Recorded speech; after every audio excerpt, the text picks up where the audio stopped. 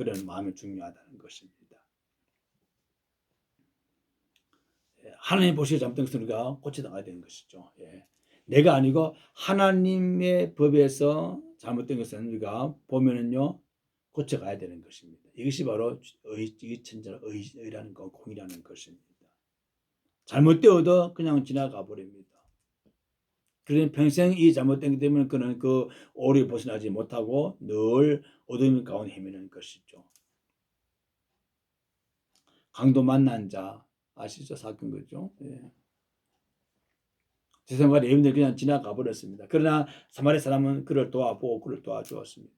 이 강도 만난 자의 그런 그 간절한 그런 그 억눌림, 그런 고통과 괴로움과 그 죽음의 그런 문 앞에 그런 위기를 볼 때에 마땅히 도와야 할 제사장과 레위인들은 그걸 보면서도 알면서도 못 본 채 하고 지나가 버린 거예요.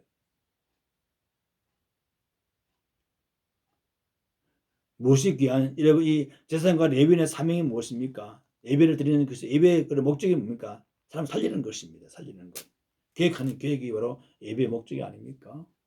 그런데 그 정작 예배의 본질은 지금 강도 만난 자, 예배의 본질이 아닙니까? 생명을 살리는 것인데 그걸 알면서도 나 예배 드리러 가야 된다. 바빠서 나 못 도와준다. 그런 마음 가졌겠죠. 어떤 그 제사 어떤 그런 예배가 중요하냐 아니면 사람 살리기 위해서 중요하냐. 여러분 예배의 그런 그 목적이 뭡니까? 사람을 살리는 것이 아닙니까? 계획시키는 것이 예배의 그런 본질입니다. 지금 본질이 있는데 이 본질을 제쳐놓고 어떤 그런 형식을 찾아서 그들은 못 붙잡고 가버린 것이죠. 그러나 벌써 사마리아 사람은 참 그 하나님의 중심과 예배의 그 본질을 바르게 이해한 것이죠. 사마리아 사람 이때까지 모든 이 복은 바로 이때를 위해서이다. 혹은 이때를 위해서 사람은 모든 걸 다 그에게 올인했습니다. 사람을 살리기 위해서 모든 재물과 모든 것은 그런 좋은 것을 다 올인에 투자했습니다. 살려냈습니다.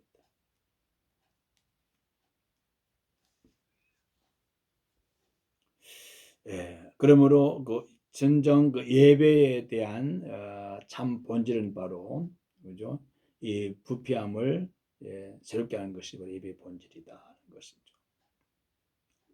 죽었던 것을 살리는 것이 본질이라는 것입니다. 이들 모두가 참된 교회로의 회복을 위한 신학의 정립과 교회의 구조적 개혁을 소원했었다.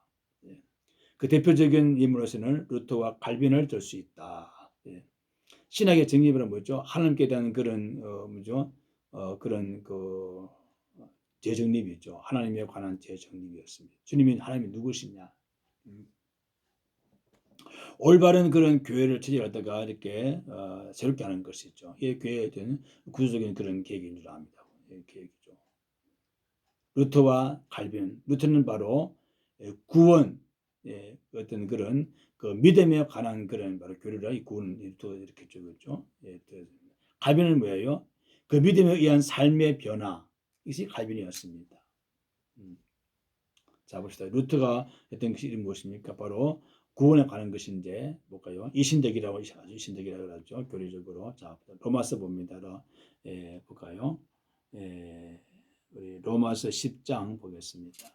이 루터가 이를 일으키는 가장 큰 그런 귀한 말씀이죠. 로마서 우리가 10장 8절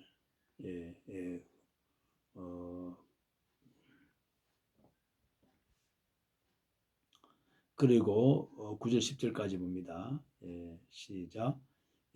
그러면 무엇을 말하느냐? 말씀이 네가 가까워 내 입에 있으며 내 마음에 있다 하였으니 곧 우리가 전파하는 믿음의 말씀이라. 네가 만일 내 입으로 예수를 주로 시인하며 또 하나님께서 그를 죽은 자 가운데서 살리신 것을 네 마음에 믿으면 구원을 얻으리라. 사람이 마음으로 믿어 의에 이르고 입으로 시인하여 구원에 이르느니라. 바로 이 요절이 바로 이 루트가 개혁을 일으켰던 그런 중요한 그런 말씀이죠. 일신덕이 뭐죠? 믿음으로 의롭게 된다는 것입니다. 의신덕구 믿음으로 구원받는다. 의신 덕구라는 걸 말합니다. 이 루터가 외치는 이든 뭐죠? 이 믿음으로 구원받는 것은 바로 뭡니까? 오직 예수 그리스도의 십자가와 그런 부활의 그런 본질을 이 루터는 바로 알았다는 것이죠.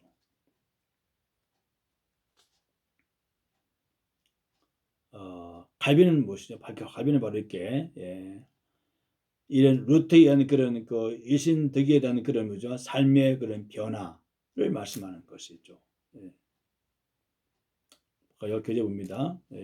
루터는 이 땅에 복음으로 나타나신 예수 그리스도를 믿는 믿음에 의해서만이 구원을 받게 된다는 주장과 함께 개혁의 횃불을 들었었다. 그리고 칼빈은 초대 교회가 살았던 그대로 성도들이 성경에 입각한 삶을 지속해야 한다는 입장에서 말씀 중심의 교회로 새 출발을 선언하기에 이랬던 것이다. 초대 교회는 어떤 교회입니까? 그렇죠? 서로 그죠? 유무상통했던 교회입니다. 말씀 볼까요? 성일죠.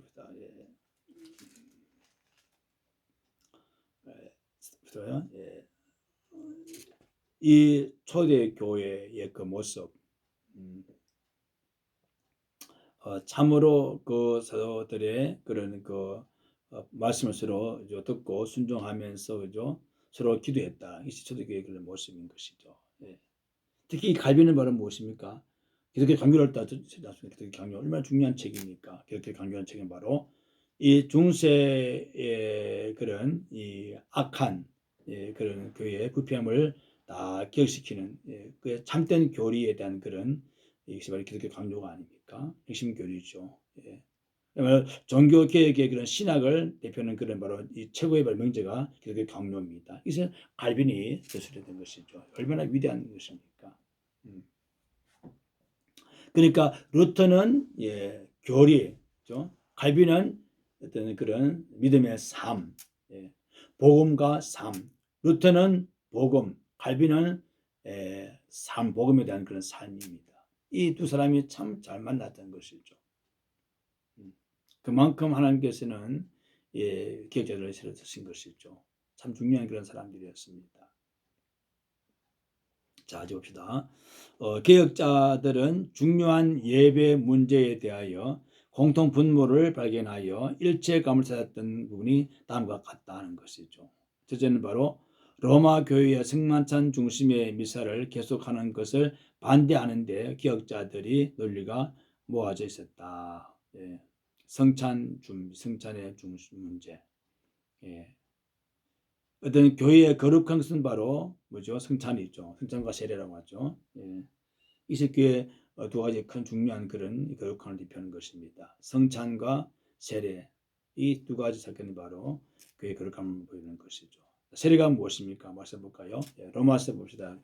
6장 4절에 봅니다. 로마서 6장 4절에 보면은 세례가 어떤 것이냐? 6장 4절입니다. 시작. 그러므로 우리가 그의 죽으심과 합하여 세례를 받음으로 그와 함께 장사되었나니 이는 아버지의 영광으로 말미암아 그리스도를 죽은 자 가운데 살리심과 같이 우리로 또한 새 생명 가운데서 행하게 하려 함이라. 이것이 바로 세례란 것이죠. 또 봅시다. 우리 볼까요? 골로새서 볼게요. 2장을 봅니다. 골로새서 골로새서 2장 12절을 봅니다. 12절 시작. 너희가 세례를 그리스도와 함께 장사되고 또 죽은 자들 가운데서 그를 일으키신 하나님의 역사를로 믿음으로 말미암아 그 안에서 함께 일으키심을 받았느니라. 이것이 바로 세례란 것이죠. 다시 말하면 뭐죠? 옛사람은 죽는 것, 이게 세례입니다. 그리고 주님께로부터 새 생명을 얻는 것이 바로 세례란 것이죠. 옛사람은 십자가에 죽고 새 생명을 얻는 것이 바로 세례다. 이 세례가 바로 중요한 것입니다. 그 성찬이 뭐냐? 그것은 바로 예수님의 그죠? 그런 그 살과 피를 우리가 기념하는 겁니다. 기념하는 것이죠. 예. 바로 살은 예, 빵으로 기념하고 피는 뭐죠? 표주로 임하는 것이 바로 이 성찬인 것입니다. 표주는 뭐죠? 주님을 따라합시다. 성찬을 기념하라. 기념하라 그랬습니다. 자 봅시다. 그 이유는 성례전이 바로 신비한 사건의 발생만 기록되는 현장으로 오도되어 버렸고 거기서 많은 성도들은 병고침을 비롯한 마술적 결과들을 기대하는 그릇된 신앙을 발생시키고 말했기 때문이다. 전에 말씀했지 않습니까? 그렇죠? 그 어떤 그 성찬을 통해서 진정한 주님의 그런 십자가의 그런 죽으심과 그런 은총을 제 삶을 다 잊어버리고 예, 이 성찬에서 바로 이 성찬은 바로 예수님이 직접 오신다. 이것이 바로 어떤 그런 신비적인 그런 어떤 거죠. 그 매직 예, 마술적인 그런 뜻을 우리가 다 보고 예시하다 세태시킨 거죠. 예, 그들을 다 저렇게 예, 그 말로 그릇된 신앙을 바꿔버린 것이다. 이게 바로 큰 그런 문제였습니다. 루터는 그의 유명한 글이죠. 교회 바빌론 포로에서 이러한 성만찬의 모습을 통탄하여 거룩한 성만찬이 박람회, 선술집, 그리고 상업의 시장 속으로 빠져들어가고 있다. 이렇게 표한 것입니다. 이러한 루터의 지적 밑에 앞에 어느 개혁자도 반대하지 않았다는 것은 조금도 이상한 일이 아니었다. 하나님의 은총 앞에서는 모두가 용서받을 수 있는 인간들이라는 기본적 입장을 지닌 개혁교리는 성만찬의 구원을 매입하는 합법적 재판편으로 활용된 미사의 풍토와 정면으로 부딪힐 수밖에 없었던 것이다. 예, 그렇습니다.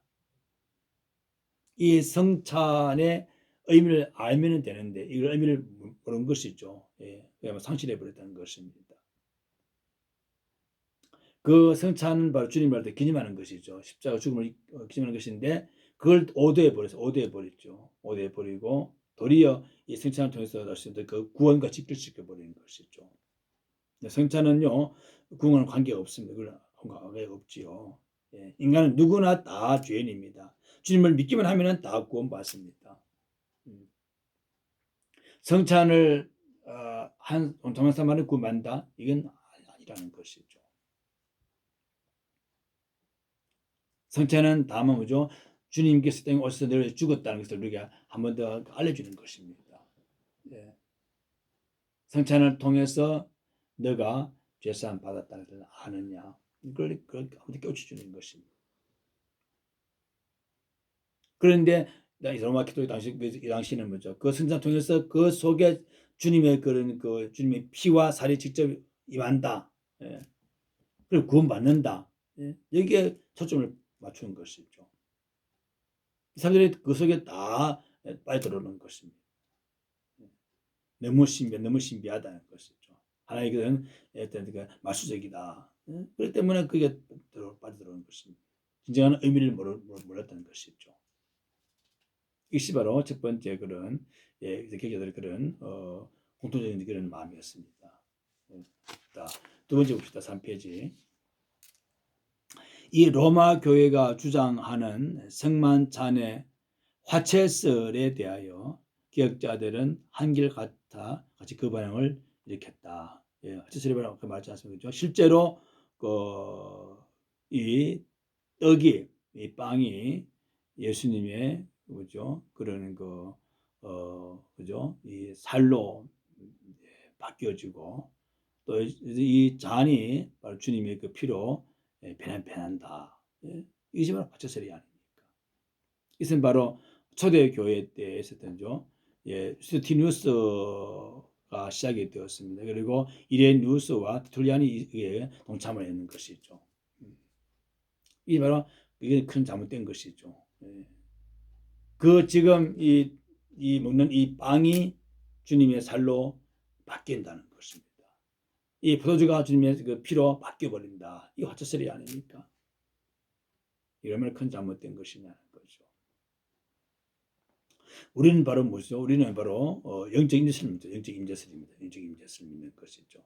예, 정말 우리가 이렇게 떡과 이렇게 빵과 잔을 들므로 해서 주님의 영적으로 우리가 기념하는 예. 우리 말씀 볼까요? 예, 고린전서입니다. 고린전서 예, 봅니다. 예, 11장을 봅니다. 11장을 봅니다. 11장 예, 23절이죠. 성찬에 관한 이야기입니다. 말씀인데 고린도전서 11장 23절 우리가 늘 말씀을 읽는 것이죠. 성찬 때에. 자, 그래서 11장 23절부터 29절까지 우리 한 번 더 말씀 봅니다. 내가 너희에게 전한 것은 주께 받은 것이니 곧 주 예수께서 잡히시던 날 밤 떡을 가지사 축사하시고 떼어 이르시되 이것은 너희를 위하는 내 몸이니 이것을 행하여 나를 기념하라 하시고 식후에 또한 그와 같이 잔을 가지시고 이르시되 이 잔은 내 피로 세운 새 언약이니 이것을 행하여 마실 때마다 나를 기념하라 하셨으니 너희가 이 떡을 먹으며 이 잔을 마실 때마다 주의 죽으심을 그가 오실 때까지 전하는 것입니다. 그러므로 누구든지 주의 떡이나 잔을 합당하지 않게 먹고 마시는 자는 주의 몸을 분변 몸과 피에 대하여 죄를 짓는 것이니 예. 사람이 자기를 살피고 그 후에야 이 떡을 먹고 이 잔을 마실지니 주의 몸을 분별하지 못하고 먹고 마시는 자는 자기의 죄를 먹고 마시는 것입니다. 예. 무슨 말이죠? 이 떡과 잔을 먹을 때마다 뭡니까? 주님 오심을 기념하라는 것입니다. 기념하라. 내가 이 빵과 잔을 먹을 때마다 정말 주님의 그 십자가의 은혜에 내가 감격하는 것입니다. 감사하는 것이죠. 이 영적 임재설이 아닙니까? 영적 임재설. 예. 그 로마 교회는 미사 가운데 행해진 성만찬에서 그 성물이 그리스도의 살과 피로 변하는 성체가 되며 그리스도께서 거기에 자동적으로 임재하신다는 교를 신봉하고 있었다. 그 결과는 미사의 참여자들이 기본적으로 갖추어야 할 믿음을 소홀히 하는 문제를 몰고 왔다. 여기에 개혁자들은 허황한 미사의 진풍경 속에 사라져간 믿음의 핵심을 찾는 데 뜻을 일치시키고 있었다. 예. 그러므로 우리 정말 성찬의 그런 참 의미를 알아야 되는 것입니다. 내가 이 빵과 잔을 마심으로 예. 주님이 그 고귀한 살을 찢으시고 십자가에서 피 흘리시는 그 모든 것이 바로 내 죄 때문이다. 이걸 우리가 분명히 한 번 더 우리가 확신하는 것입니다. 확신.